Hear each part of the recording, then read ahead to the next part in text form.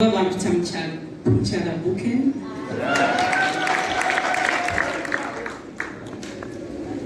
Gloria lyemulidde mbadde Gloria kubanga famire yange si basiraamu erya Salman alikunanga nkyuse nga sinnaba kwebaza muntu yenna kansooke neebaze Katonda kiyebale twagala bwe tusaana okwagalibwa ne bwe tutasaana kwagalibwa ye yasigala atwagala ne mwebaza nti yebale tuwa kisaakye kuba amazima kitumaze olaba tutuukako eyo essaawa ekisaakye kibadde kitumala neebaza buli muntu yenna asobodde okubeera wano kitweyanziza tweyanzeege twandibadde bangi nnyo Sankara yekyanze naye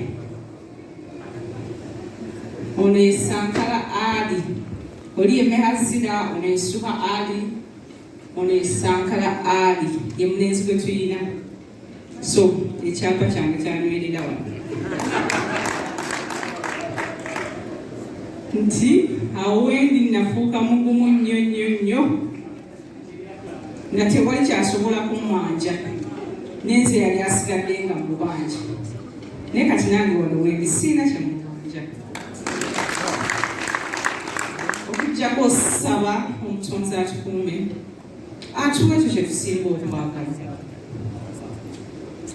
abazadde b'omwami tweyanziza nnyo bamaama bataata neyanziza neyanzeege nera mbadde nsaba tutwale eddakiika emu tujjukire maama bwe bayitanga gyali yakulabako gwe ntenda okuba nga yali omuzira olaba nzaalira omusajja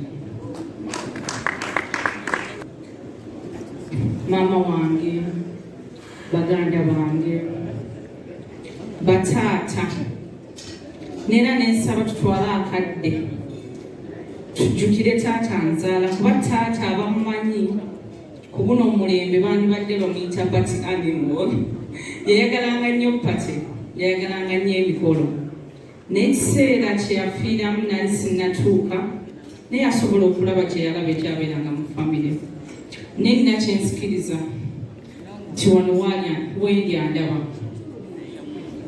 nera I believe he's proud of me. Dad, rest in peace. Nali nkwagala ne kakati nkwagala naye ate ekisinga byonna nti nafuna omusajja akufaanana mu bingi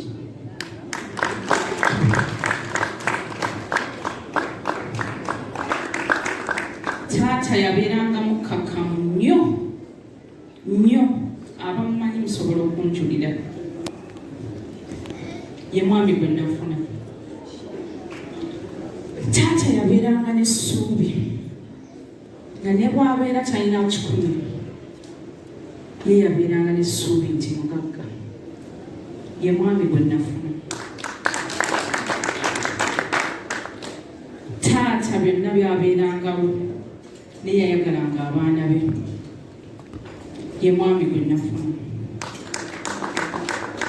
taata byonna yabikolanga naye yayagalanga Katonda ye mwami owange n'olwekyo taata yina gy'oli njagala kukakasa lwakuba sikulaba but I'm very fine.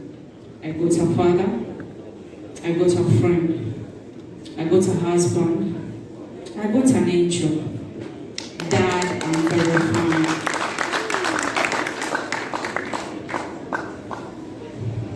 Mikwano gyaffe benkola nabo owekitiibwa mmeeyo oba okyaliwo oba yagenza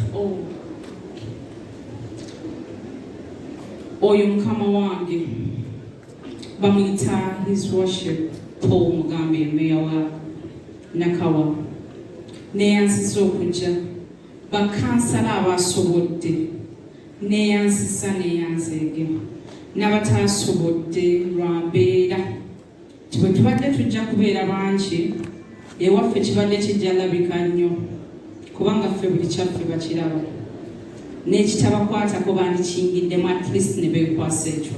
So tubadde tulina osala ennamba. Sipiika wa kanso kyali wange ate okumufuula emperekeza ekimanyi ebyo byayagala naye nga tannafuuka mukwano gwange. He's a close friend to my husband and he's a friend to principal. So benkola nabo neyanziza you worship we bali kunfuula deputy wo. Nkwagala nnyo, nkwagalira mu kanso ne wano wetuli nkyatudde. Nkwagala nnyo. Thanks for being good.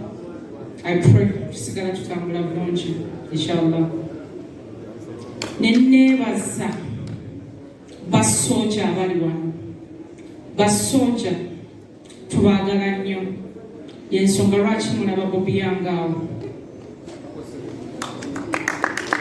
Bobi yanga waali kubalaga nti no you mean a lot to us. Group yali ekitalya. Yensonga lwaki mulaba Bobi yangawo.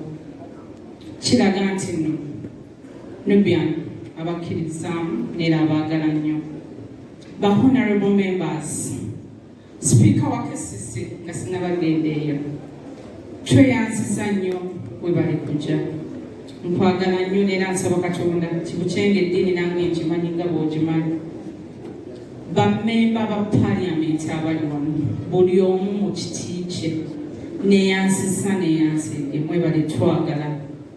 Honorable Betty Namboze webale kwagala mwami wange nali sikimanyi nabitegeera bwe yali mukomera nga buli bwabeera ku talkshow yonna. Kale oyo omwana Nubian bakwata waaki nga tulisa akayisaawo nga buli bwafuna akazinda ayogera ku Nubian. Neera saasobola genda wuwe naye emirundi gye yampiteewo gyali mingi. Ensonga lwaki saasobola oluusi nesanganga ng'aliko otaapu. Ne lumu yansanga n'aŋŋamba tusande nno twakulinze tewazze. Konze bannange saasobodde. N'aŋŋamba but I can understand. Ogamba ate omukyalo nampiterwa amangu ago. Naye nze nakitegedde neera nakusonyiya. Mukwano we bale twagala. Honorable Kivumbi, Honorable Derek Nyeko, oyo kyali wange. Member of Parliament naye ate mukwano gwange. Honorable bali mwezo wonna wooli nkutumidde nnyo. Ab'ebitiibwa mwenna abali wano mwebale. Empya ntwala Honorable Joel Ssenyonyi. Ye empya atwala ekitundu ky'ensulamu neiba wange naye ate kyali wange. Ng'ebya Honorable bivudde awo mukwano gwange nga nze ate mukwano gwa Tata Meha. Tweyanziza tweyanzege na Katonda tumwebaza.